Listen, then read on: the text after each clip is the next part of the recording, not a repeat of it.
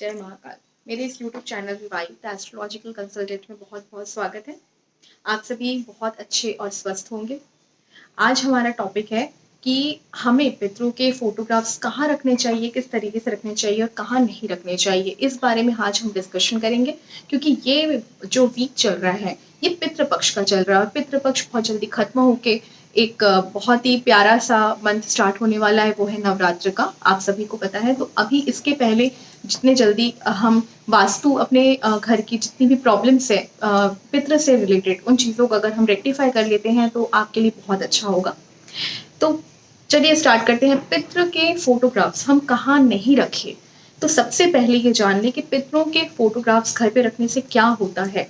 जब हम पितरों के फोटोग्राफ्स घर पे रखते हैं तो उनकी ब्लेसिंग्स, उनके जितनी भी मन की जो इच्छाएं थी हमसे जुड़ी हुई, वो सामने आती है। और बहुत समय जो भी रुके हुए हमारे काम हैं, ऐसे बहुत सारे काम होते हैं जो अनचाहे तरीके से ऑब्स्टेकल्स क्रिएट करते हैं, रुक जाते हैं, आगे नहीं बढ़ पाते हैं, या फिर हमारे घर पे कोई कलह चल रही है, आर्थिक स्थिति खराब है।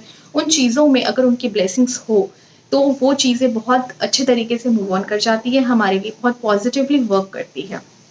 तो इसलिए उनके फोटोज़ को अगर हम घर में सही तरीके से लगाते हैं तो ये बहुत ही फ्रूटफुल होता है। अब कहाँ नहीं लगाना चाहिए, तो पहला चीज़ तो ये है कि अगर हम अपने घर में फोटोज़ लगा रहे हैं तो एंट्रेंस पे कभी ना लगाएं। एंट्रेंस एक ऐसा रास्ता होता है जहाँ पर हमारे घर में पॉजिटिविटी घर पे प्रवेश करती है, लक्ष्मी जी का वास होता है, लक्ष्मी जी घर में प्रवेश करती है। तो ऐसे जगहों में अगर हम पितरों के फोटोज़ लगाते हैं तो नो डाउट वहाँ पर बहुत सारी पॉजिटिविटी अंदर आने से रुक जाती है। साथ में अगर हम ड्राइंग रूम में लगाते हैं तो ड्राइंग रूम में घुसते ही अगर हम अपने पितरों की फोटो देखते हैं तो चाहे अनचाहे उनसे जुड़ी हुई एक इमोशनल नेगेटिविटी अंदर आ जाती है हमारे अंदर कि वो आज हमारे साथ नहीं है।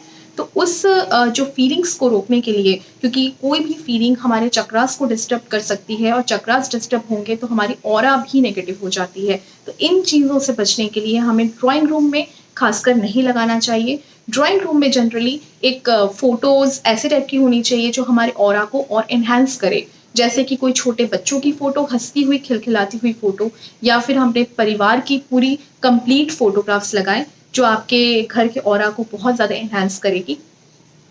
तीसरी चीज़, आपके पूर्वजों की फ़ोटो बेडरूम में कभी नहीं होनी चाहिए, क्योंकि बेडरूम में अगर उन फोटो को लगाएंगे तो आपके रिलेशनशिप में बहुत इश्यूज आ सकते हैं, आपके घर में झगड़े, आपके घर में कलह बढ़ सकती है। और सबसे लास्ट, आपको अपने पूजा के कमरे में जहाँ पर घर में भगवान को रखा जाता है उनके आसन पे नहीं रखना चाहिए। अगर आप उनके आसन में भगवान की फोटो के साथ रखते हैं तो भगवान का स्थान, पूर्वजों का स्थान सेम हो जाता है और भगवान और पूर्वज सेम स्थान पे कभी नहीं रखे जाते, क्योंकि भगवान का स्थान हमेशा एक स्टेप ऊपर ही होगा। तो इसलिए भगवान के साथ पूर्वजों की फोटो को कभी ना रखें, ये गलती कभी ना करें।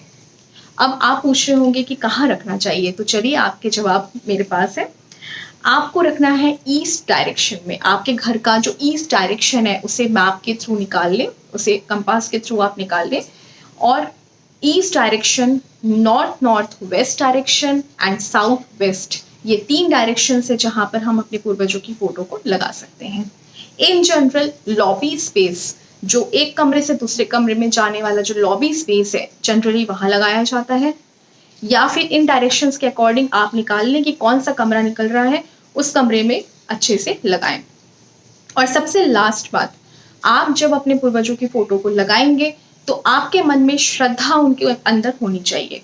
अगर आपके अंदर श्रद्धा नहीं है, आपने जस्ट फोटो लगा दिया और छोड़ दिया, तो वो कोई भी फल नहीं देने वाला। तो आप उतनी ही फोटोज लगाएं जितनी आपके मन में श्रद्धा है। अगर श्रद्धा नहीं है, अगर आप नहीं मानते हैं, तो फोटोज बिल्कुल ना लगाएं। ये मेरी आप सबसे गुजारिश है। तो आप सभी को आई थिंक समझ में आ गया होगा, और फटाफट अपने घर की वास्तु ठीक कर लें। अगर पितरों की फोटो गलत तरीके से लगाई हुई है तो उन सभी को सही तरीके से लगाएं और उनकी पूरी तरीके से ब्लेसिंग्स अपने जीवन में पाएं।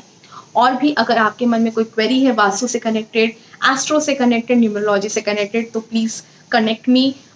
मेरी टीम आप सभी के लिए हमेशा तत्पर है। नीचे दिए हुए व्हाट्सएप नंबर पे आप कभी भी मुझे व्हाट्सएप और क्वेरीज रेज कर सकते हैं। आप सभी के क्वेश्चंस का रिप्लाई दिया जाएगा। इन सभी के साथ नमस्कार, जय महाकाल।